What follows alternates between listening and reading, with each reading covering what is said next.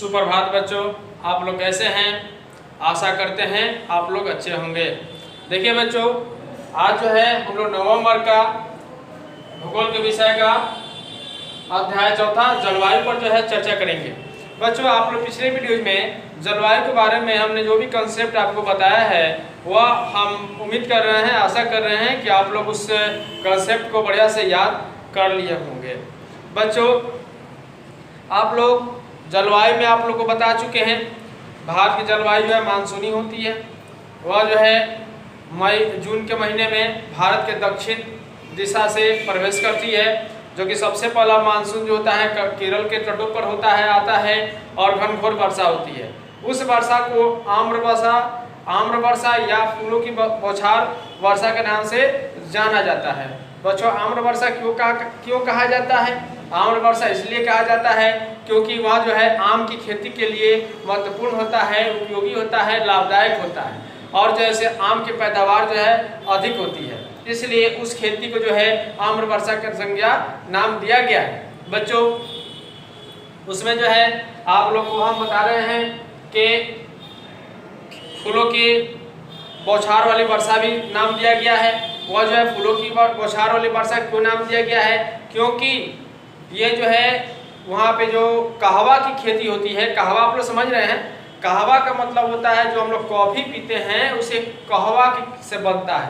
कहवा एक प्रकार का बीज होता है जो कि वृक्ष, कहवा का जो है वृक्ष होता है, वृक्ष पर वह बीज लगते हैं, पहले फल लगते हैं, फलों के बाद जो है उससे बीज आते हैं और बीजों से जो है उस बीजों को सुखाने के बाद उन्हें जो है पीसा जाता है। पीसने के बाद जो है उस चूर्ण से जो है कहवा जो है बनता है, तैयार होता है।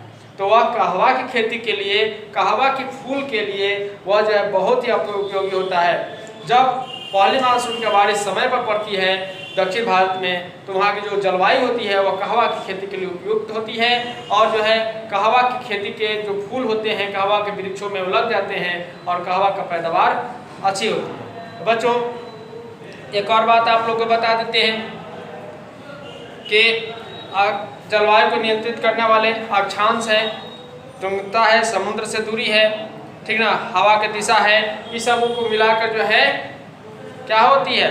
जलवायु नियंत्रित होती है। बच्चों, पिछले वीडियोज में भी हमने जलवायु, मौसम, जेट प्रवाह और चक्रवात, पश्चिमी विक्षोभ, लू, इस सब के बारे में हमने आपको बताया है। जेट प्रवाह आपसे पूछा जाए क्या है, जेट प्रवाह के बारे में भी हमने आपको बताया है। जेट प्रवाह जो है क्षोभ मंडल के जो पट्टिका होती है वह वायु पट्टिका में चलने वाली तेज हवा होती है, जिसे जेट प्रवाह कहा जाता है। बच्चों, जलवायु के बारे में भी आपको बताए हैं, मौसम के बारे में भी आपको बताए हैं। मौसम किसे कहते हैं? मान लीजिए मौसम हो गया, तो मौसम में जैसे आपको हम कहे हैं कि मौसम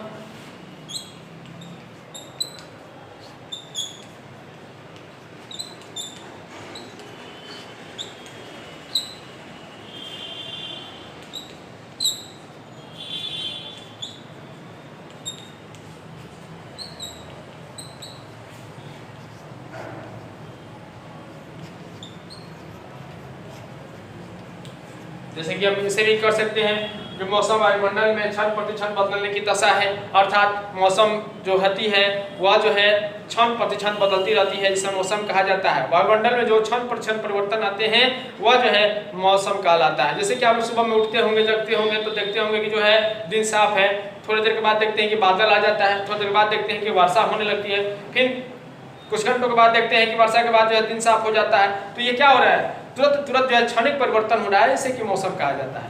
अब आइए जलवायु किसे कहते हैं? मान लीजिए आपको कहा जाता है कि जलवायु, तो जलवायु क्या है? मौसम के घटनाओं का, मौसम की दशाओं का लंबे समय तक लगभग 30 से 35 वर्ष या इससे अधिक समय तक।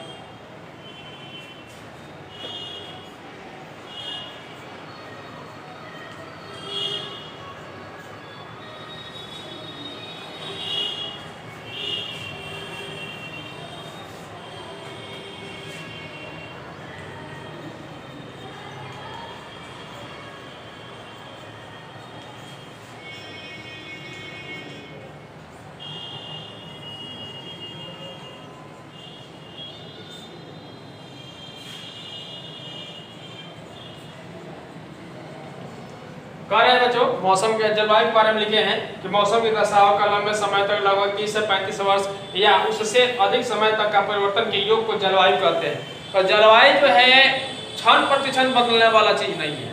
जलवायु में जो है मौसम का ही लंबे समय तक अध्ययन किया जाता है, 35 से 30, 40, 45 वर्षों तक। और जो है मौसम में जो परिवर्तन आते हैं जो कि मामूली परिवर्तन नहीं होते हैं, यह देखने में मामूली होते हैं, लेकिन यह जो है दूरगामी परिणाम लाता है। यह जो है जीव जंतुओं पेड़ पौधों को लिए एक विनाशकारी परिवर्तन मिला देता है। इसमें आप लोग देख लीजिए, बिहार में जो है आज से 20-25 वर्ष पहले गिद्ध पाए जाते थे, अब गिद्ध जो है विलुप्त हो चुके हैं। आज की आधुनिक परिवेश में अभी के वर्तमान के समय में देखिए कौवे और जो है गौरैया ये जो विलुप्त के कगार पे हैं, शीशम के पेड़ भी विलुप्त के कगार पे हैं। बहुत सारे ऐसे जीव जंतु हैं, पेड़ पौधे हैं जो कि यह जलवायु परिवर्तन होने से जो है विलुप्त के कगार पर है।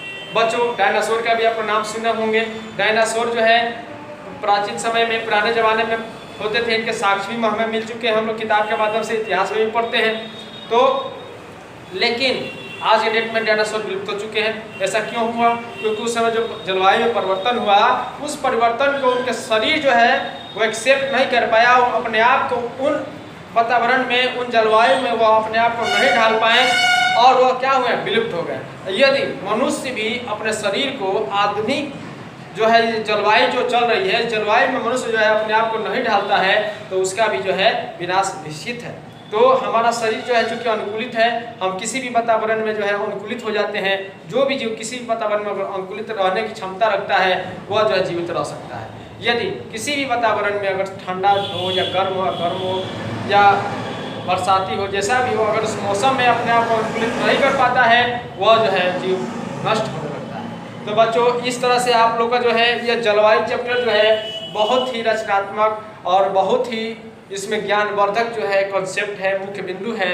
और आप लोग से उम्मीद कर रहे हैं कि इस चैप्टर को आप लोग निश्चित रूप से एक बार अवश्य जरूर पढ़ेंगे, दोबारा पढ़िए और इस कंसेप्ट को जानने का प्रयास कीजिए कि जलवायु है क्या और जलवायु हमारे लिए, हमारे जीवन के लिए किस प्रकार उपयोगी है। जलवायु को नियंत्रित करने के लिए हमें अधिक से अधिक पेड़ पौधे लगाने चाहिए, कम से कम प्रदूषण फैलानी चाहिए, जनसंख्या नियंत्रण करनी चाहिए और जो है हमें जीवन में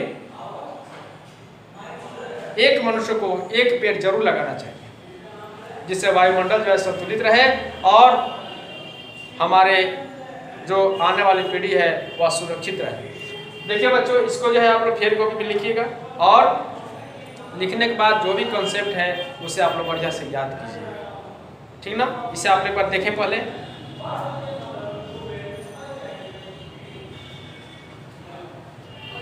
तो बच्चों आप लोगों से उम्मीद हम लगा रहे हैं कि आप लोग के ऑनलाइन जो टेस्ट होगा उसमें आप लोग अच्छा से भाग लेंगे और घर पे मन लगाकर पढ़ेंगे, फेयर भी तैयार करेंगे और अगले वीडियोज में हम लोग अगले किताब की ओर या अगले टॉपिक की ओर रुख करेंगे। आज के लिए बच्चों इतना ही। जय हिंद, जय भारत।